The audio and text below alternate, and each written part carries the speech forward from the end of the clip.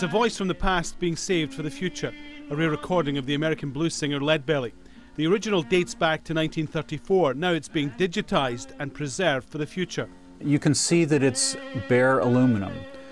In these years, in the early 30s, they used, this is actually an embossing process where you cut into the aluminum. It makes a very shallow groove, which makes it a little bit tricky to play back as an engineer now. The whole operation is part of the US Library of Congress's efforts to save the country's audio archives. Each year it's given or collects tens of thousands of items, and it's trying to save them all.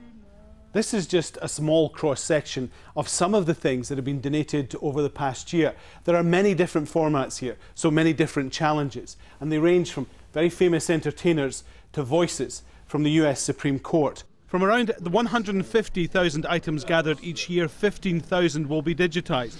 It's a tough decision about which goes first.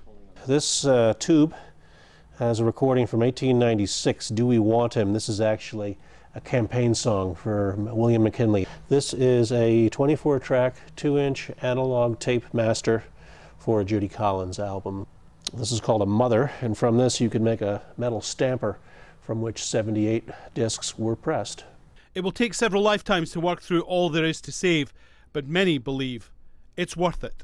We have this century's and the last century's great voices and great artists recorded, and they will have the chance, the future will have the chance to hear them and discover them and learn a lot more about us than we were ever able to learn about the generations before us.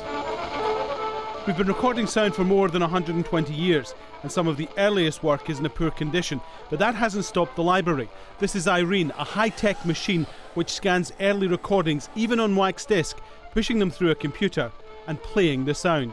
Sound recording, as well as motion picture and images and things like that, are a very modern way of recording our history.